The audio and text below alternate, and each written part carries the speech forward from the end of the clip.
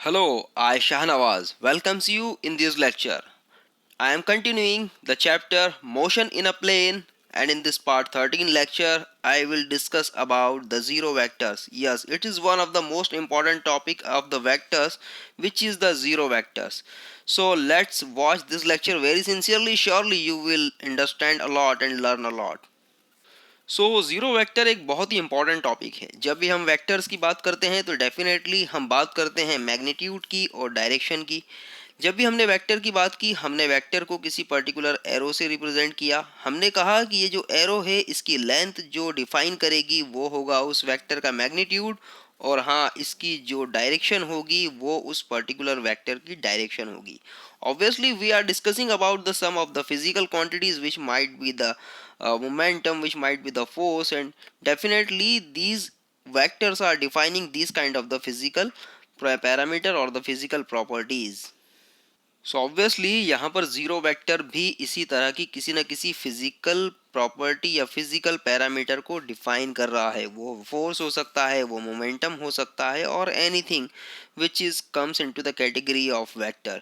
सो चलिए हम डिस्कशन करते हैं, हम डिस्कस करते हैं definition of the zero vector. तो बड़ा आसान सा है, आप देखेंगे vector having the zero magnitude is called the null vector और द जीरो वेक्टर। ऐसा वेक्टर जिसका मैग्नीट्यूड जीरो हो, ऑब्वियसली ऐसा वेक्टर जिसका मैग्नीट्यूड क्या हो, जीरो, वो क्या कहलाता है, जीरो वेक्टर। या हम उसे अदर लैंग्वेज में नल वेक्टर भी कहते हैं। उसे नल वेक्टर से भी रिप्रेजेंट किया जाता है या डिफाइन किया जाता है या कॉल किया जाता है।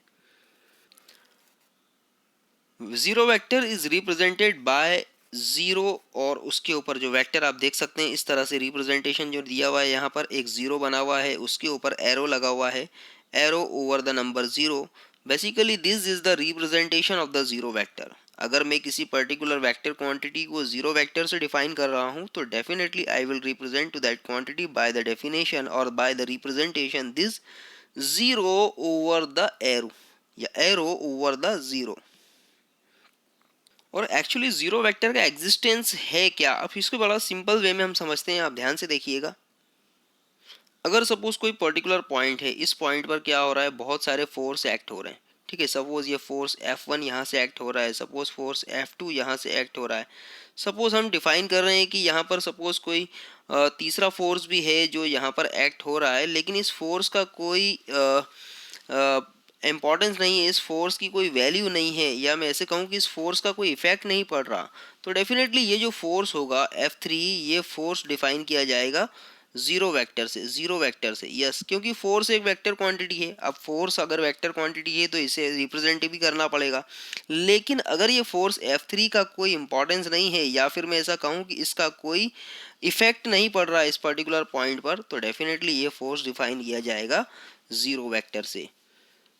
इसी तरह से हम जब वेलोसिटी की बात करते हैं तो velocity is also a vector quantity, हम सभी जानते हैं। हमने काफ़ी अच्छे से डिस्कस किया है वेलोसिटी के बारे में। तो सपोज़ कोई पर्टिकुलर कार है, किसी पर्टिकुलर डायरेक्शन में मोशन कर रही है एक पर्टिकुलर वेलोसिटी v से, एक पर्टिकुलर पॉइंट पर जाकर ये कार रुक जाती है, इसकी वेलोसिटी क्या हो जाती है, ज़ीरो। इसकी वेलोसिटी हो जाती है ज़ीरो, तब डेफिनेटली इसकी जो वेलोसिटी होगी वो एक ज़ीरो वेक्टर होगी, वो एक ज़ीरो वेक्टर होगी। तो यहाँ पर इस तरह की जो डेफिनेशन है, इस तरह की रिप्रेजेंटेशन है, वहाँ पर जीरो वेक्टर का बड़ा इंपॉर्टेंस हो जाता है कि एक्चुअल में क्वांटिटी तो है, अवेलेबल है, हम उसे डिफाइन भी करना चाहते हैं, लेकिन उसकी कोई वैल्यू नहीं है। अब उसकी कोई वैल्यू नहीं है तो डेफिनेटली हम उसे जीरो वेक्टर से डिफाइन करेंगे। सो अ वेक्टर में be represented by an arrow. हमें पता है किसी भी वेक्टर को हम एक एरो से रिप्रेजेंट करते हैं। ये हमने रिप्रेजेंट कर दिया एक वेक्टर को एक एरो से। सपोज ये वेक्टर कौन है, ये वेक्टर है ए। ठीक है, सो अ वेक्टर में be represented by an arrow, the length of the arrow representing its magnitude and the arrow head representing the direction of vector. Yes, ये जो एरो की लेंथ है, ऑब्वियसली इस एरो की लेंथ इस वेक्टर के magnitude को डिफाइन करेगी। इस एरो की लेंथ इस वेक्टर के मैग्नीट्यूड को डिफाइन करेगी। सपोज इसकी लेंथ अगर 5 है तो डेफिनेटली हम डिफाइन करेंगे कि इसकी वैल्यू कितनी है, 5। ठीक है, जो इसके मैग्नीट्यूड वैल्यू को डिफाइन कर रही है। और इसकी जो डायरेक्शन है, सपोज अगर इसकी डायरेक्शन अभी ईस्ट वर्ड है, तो ईस्ट वर्ड डायरेक्शन की अगर मैं बात करूं तो यहाँ पर ये ईस्ट वर्ड डायरेक्शन, ये वेस्ट हो गया, ये ईस्ट हो गया। तो ईस्ट वर्ड डायरेक्शन है वो इसकी डायरेक्शन को डिफाइन कर रही है, इस वेक्टर की डायरेक्शन को डिफाइन कर रही है। तो हम कह सकते हैं कि एक वेक्टर को हम तभी डिफाइन कर सकते हैं जब उसकी एक पर्टिकुलर डायरेक्शन हो, उसकी एक पर्टिकुलर मैग्नीट्यूड वैल्यू हो। But what about in case of the zero vector? Since the zero vector has no magnitude, the arrow representing the zero vector has to be of zero length. Yes. अब zero vector की हम बात कर रहे हैं, हम ऐसे vector की बात कर रहे हैं जिसका मैग्नीट्यूड जीरो है। ऑब्वियसली मैं एक ऐसे वेक्टर की बात कर रहा हूँ जिसका मैग्नीट्यूड जीरो है। यहाँ पर ए की वैल्यू हो गई जीरो। इट मीन्स कि यहाँ पर इसकी लेंथ क्या हो गई, जीरो। ऑब्वियसली इसकी लेंथ जीरो है, इट मीन्स कि हम इसे एक पॉइंट कंसिडर कर सकते हैं, या अगर हम इसे रिप्रेजेंट करना चाहें तो हम एक एरो से डिफाइन कर सकते हैं, लेकिन हम इस तरह से रिप्रेजेंट कर सकते हैं कि इसकी वैल्यू क्या है, zero. We will consider it as a zero vector. और हाँ, अब ज़ीरो वेक्टर है तो ऑब्वियसली इसकी लेंथ क्या होगी, ज़ीरो। इसकी लेंथ ज़ीरो है, इट मीन्स कि हम इसे रिप्रेजेंट कर सकते हैं अगर सपोज एक पॉइंट से। अब इस पॉइंट में ही बेसिकली आप एज्यूम कर सकते हैं एक एरो को, और इस एरो की डायरेक्शन अगर मैं बताना चाहूँ तो डेफिनेटली अब आप इसकी डायरेक्शन डिफाइन नहीं कर सकते। क्यों नहीं कर सकते, क्योंकि इसकी लेंथ इतनी छोटी है कि आप इसकी डायरेक्शन कैसे डिफाइन करेंगे। सो यहाँ पर जब इसकी लेंथ को आपने ज़ीरो कंसिडर कर लिया है तो हम इसकी डायरेक्शन डिफाइन नहीं कर पाएंगे, और जब डायरेक्शन डिफाइन नहीं कर पाएंगे तो जब हमें डायरेक्शन कंसिडर करना होगी, अगर हमें इसकी डायरेक्शन कंसिडर करना होगी तो डायरेक्शन होगी इसकी कोई भी आर्बिट्रेरी डायरेक्शन, जिस डायरेक्शन में आप किसी तरह का कैलकुलेशन करना चाह रहे हैं या एक्सपेक्ट कर रहे हैं कि अगर ये ज़ीरो, ये अगर ज़ीरो वेक्टर अगर इनिशियलाइज हुआ तो किस डायरेक्शन में होगा। फॉर एग्जांपल एक छोटे से एग्जांपल से समझते हैं हम इसे। अभी हमने एग्जांपल लिया था एक कार का, एक कार का एग्जांपल लिया। मैंने कहा इस कार ने चलना शुरू किया वेलोसिटी v के साथ में, और ये कार चलते चलते यहाँ पर आकर रुक गई। ऑब्वियसली रुक गई, ठीक है। कार जा रही थी किस डायरेक्शन में, इस डायरेक्शन में, ईस्ट टू वेस्ट डायरेक्शन में, sorry west to east direction में कार जो थी वो मोशन कर रही थी। वेस्ट टू ईस्ट डायरेक्शन में कार का मोशन हो रहा था। अब कार जाते जाते अचानक से रुक गई, इट मीन्स कि इसकी वेलोसिटी यहाँ पर क्या हो गई, ज़ीरो। तो डेफिनेटली यहाँ पर इसकी वेलोसिटी को आप रिप्रेजेंट करेंगे ज़ीरो वेक्टर से। लेकिन अब देखिए जब हम बात करेंगे डायरेक्शन की कि इस ज़ीरो वेक्टर की डायरेक्शन क्या है, तो मैंने अभी थोड़ी देर पहले कहा कि वेक्टर की वैल्यू ज़ीरो हो गई तो इसकी लेंथ को आप ज़ीरो कंसिडर करेंगे। ज़ीरो कंसिडर करेंगे तो ऑब्वियसली अब आप इसकी डायरेक्शन को डिफाइन नहीं कर सकते। लेकिन मैंने कहा कि अगर आपको कंसिडर करना हुआ कि भाई अगर आगे चल के फ्यूचर में ये डायरेक्शन इसकी डिफाइन होती है या फिर ये वेक्टर इनिशियलाइज होता है, ज़ीरो वेक्टर से किसी पर्टिकुलर मैग्नीट्यूड वैल्यू में कन्वर्ट होता है, तो किस डायरेक्शन में होगा। तो अब यहाँ पर आप एक अप्रॉक्सीमेशन, एक प्रोबेबिलिटी लगा सकते हैं कि फ्यूचर में जब भी ये वेक्टर इनिशियलाइज होगा तो उसकी डायरेक्शन वेस्ट टू ईस्ट ही होगी, क्योंकि ये कार की वेलोसिटी इसी डायरेक्शन में चल रही थी और अब एक्सपेक्टेड है कि आगे इसी डायरेक्शन में मोशन करेगी। इस केस में आप इस जीरो वेक्टर की डायरेक्शन को कंसिडर कर सकते हैं कि हाँ इसकी डायरेक्शन क्या होगी, ईस्टवर्ड होगी। तो ये हो गई एक तरह की आर्बिट्रेरी डायरेक्शन, एक तरह की आर्बिट्रेरी डायरेक्शन। सो डेफिनेटली यहाँ पर जब हम बात करते हैं since the zero vector has no magnitude, the arrow representing the zero vector has to be of the zero length. So as such the direction of the arrowhead cannot be specified, मैंने कहा अभी, therefore the zero vector has zero magnitude and may be said to have an arbitrary direction. Yes, it would have an arbitrary direction, एक ऐसी direction जिसको आप expect करेंगे कि ये इसी पर्टिकुलर डायरेक्शन में होगा। सो आई होप कि आपको ज़ीरो वेक्टर समझ में आ गया होगा। काफ़ी आसान सा कॉन्सेप्ट था, काफ़ी सिंपल सा कॉन्सेप्ट था, लेकिन काफ़ी इंपॉर्टेंट कॉन्सेप्ट है। ज़ीरो वेक्टर का अपना अलग एक इम्पॉर्टेंस होता है।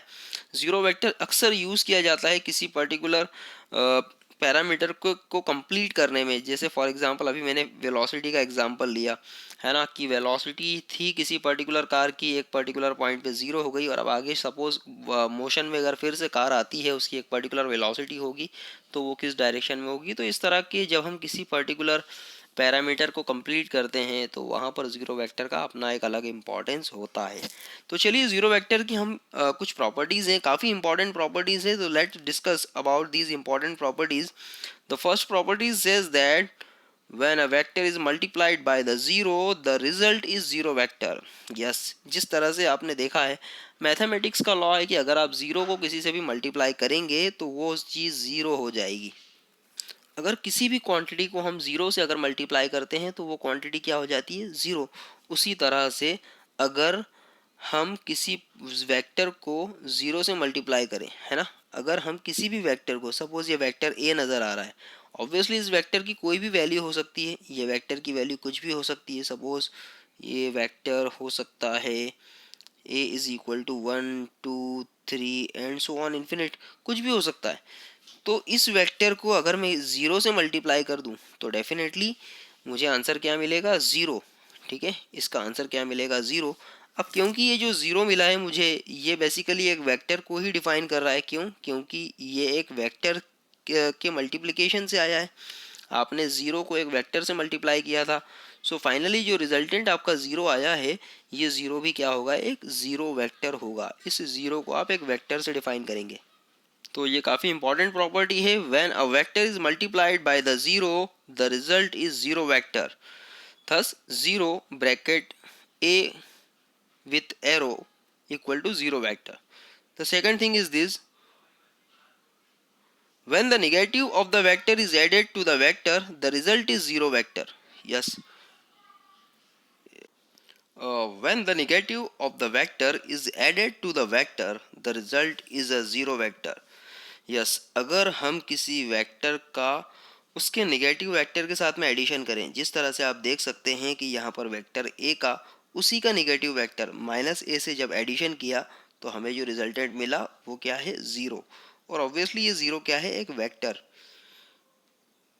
क्यों? क्योंकि ये जो रिजल्टेंट ज़ीरो आया है ये दो वेक्टर के एडिशन से आया है, तो ऑब्वियसली इनका जो रिजल्टेंट होगा वो भी क्या होगा, एक वेक्टर ही होगा। ठीक है, ले चलिए थर्ड प्रॉपर्टी देखते हैं। द एडिशन और the subtraction of the zero vector from the vector is again a same vector.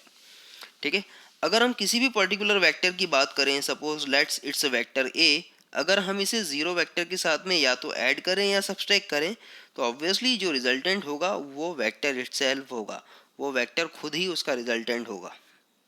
ये ठीक उसी तरह से है कि अगर हम किसी भी पर्टिकुलर क्वांटिटी में या तो ज़ीरो को ऐड करें या ज़ीरो को सब्ट्रैक्ट करें तो आंसर हमेशा हमें वही क्वांटिटी मिलती है। उसी तरह से यहाँ पर हम देख सकते हैं कि अगर किसी पर्टिकुलर वेक्टर के साथ में हमने ज़ीरो वेक्टर को ऐड किया है या सब्ट्रैक्ट किया है तो हमें रिजल्टेंट में वही वेक्टर मिलता है। चलिए फोर्थ प्रॉपर्टी देखते हैं। The multiplication of the non zero real number with the zero vector is again a zero vector. जैसे आप देख सकते हैं यहाँ पर सपोज एन का, हम एन क्या है, सपोज कोई नॉन ज़ीरो रियल नंबर है यहाँ पर, और आपने अगर उसको ज़ीरो वेक्टर के साथ में मल्टीप्लाई किया है तो आंसर क्या होगा, ज़ीरो वेक्टर होगा। इट मीन्स कि ज़ीरो वेक्टर पर किसी भी क्वांटिटी का कोई फ़र्क नहीं पड़ता। कोई भी क्वांटिटी हो, कितनी भी मल्टीपल हो, अगर वो ज़ीरो से मल्टीप्लाई हो रही है तो ऑब्वियसली उसका जो रिजल्टेंट होगा वो हमेशा ज़ीरो वेक्टर ही होगा।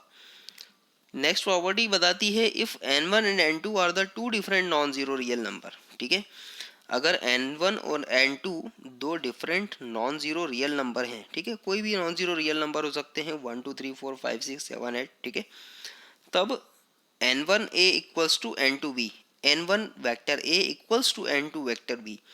ये कब होगा, ये पॉसिबल तब हो सकता है जब a और b क्या हों, ज़ीरो वेक्टर हों। If the relation can hold only if both a and b are zero vectors. आप देख सकते हैं यहाँ पर कि बड़ा सिंपल सा, अभी जैसा ये प्रीवियस प्रॉपर्टी का ही मॉडिफिकेशन आप बोल सकते हैं कि अगर आपने किसी भी नंबर को ज़ीरो वेक्टर से मल्टीप्लाई किया तो आपको जो रिजल्टेंट होगा वो ज़ीरो वेक्टर मिलेगा। उसी तरह से यहाँ पर भी ये प्रूफ होता है कि नंबर कोई भी हो, नंबर कोई भी हो, n1 n2, भले ही दो अलग अलग नंबर हो, सपोज n1 की वैल्यू कुछ और है, n2 की वैल्यू कुछ और है, ठीक है, और दोनों ही कैसे हैं, डिफरेंट है। It means n1 is not equal to n2, ठीक है, ये दोनों नंबर्स अलग अलग हैं, लेकिन अगर ये दोनों नंबर का ही हम ज़ीरो वेक्टर से मल्टीप्लाई कर दें तो ऑब्वियसली इनका रिजल्टेंट क्या हो जाएगा, ज़ीरो। अगर ए और बी क्या हैं, ज़ीरो वेक्टर्स हैं, अगर ए और बी क्या है, ज़ीरो वेक्टर्स हैं, ठीक है, A equals to B is equal to zero vector, ठीक है। सो डेफिनेटली यहाँ पर जो रिजल्टेंट होगा ये भी क्या होगा, ऑब्वियसली ज़ीरो वेक्टर होगा, ठीक है। तो इस केस में क्या होता है कि यहाँ पर ये रिलेशन प्रूव हो जाता है, ये रिलेशन यहाँ पर प्रूफ हो जाता है। सो कंक्लूड करते हैं हम इन प्रॉपर्टीज़ को, काफ़ी इंपॉर्टेंट कंक्लूजन है। It may be pointed out that as the multiplication of the vector by the real number और addition of the two vectors must be result in vector. हमने जितनी भी प्रॉपर्टीज़ देखी, चाहे हम इस प्रॉपर्टी की बात करें, इसमें देखिए आपने मल्टीप्लिकेशन किया किसी वेक्टर का किसी रियल नंबर के साथ में, तो ऑब्वियसली जो रिजल्टेंट आया वो भी एक वेक्टर था। यहाँ पर भी हमने एक वेक्टर का दूसरे वेक्टर के साथ में एडिशन किया या सब्सट्रैक्शन किया तो भी हमें रिजल्टेंट क्या मिला, एक वेक्टर मिला। यहाँ पर भी हम देखें कि अगर हमने किसी रियल नंबर का किसी वेक्टर के साथ में मल्टीप्लिकेशन किया तो रिजल्टेंट भी क्या था, एक वेक्टर ही था। ऑब्वियसली ये जीरो वेक्टर है। या फिर दो वेक्टर का हमने एडिशन या सब्सट्रैक्शन किया तो भी हमें क्या मिला, एक जीरो वेक्टर ही मिला। तो ये जो प्रॉपर्टी शो करती है, it may be pointed out that as the multiplication और the vector of a vector by the real number और the addition of the two vectors must result in a vector. ठीक है, हमेशा क्या होगा, एक वेक्टर ही होगा। दो वेक्टर्स का आपस में मल्टीप्लिकेशन, दो वेक्टर्स का आपस में एडिशन सब्सट्रैक्शन, किसी रियल नंबर का किसी वेक्टर के साथ में एडिशन सब्सट्रैक्शन या मल्टीप्लिकेशन, ये हमेशा रिजल्टेंट में क्या देगा, हमेशा एक वेक्टर ही देगा। इनका रिजल्टेंट हमेशा एक वेक्टर ही होगा। So the right hand side of each of the above equations must be a vector. So I hope आपको आज का टॉपिक समझ में आया होगा। काफ़ी आसान सा टॉपिक था, काफ़ी आसान सा लेक्चर था और डेफिनेटली आपने इससे सीखा होगा। So I will expect with you कि आप इस लेक्चर को एटलीस्ट 2 से 3 बार ज़रूर देखेंगे। और अगर इसके अलावा भी अगर आपको कोई डाउट आता है, कोई पॉइंट समझ में नहीं आता है, तो you will comment to me. Okay, thank you, thanks for watching. और अगर आपने अभी तक इस चैनल को सब्सक्राइब नहीं किया तो प्लीज़ आपको जो सामने फेस आइकॉन दिख रहा है उसे क्लिक कीजिए और इस चैनल को सब्सक्राइब ज़रूर कीजिए। Thank you, thanks again.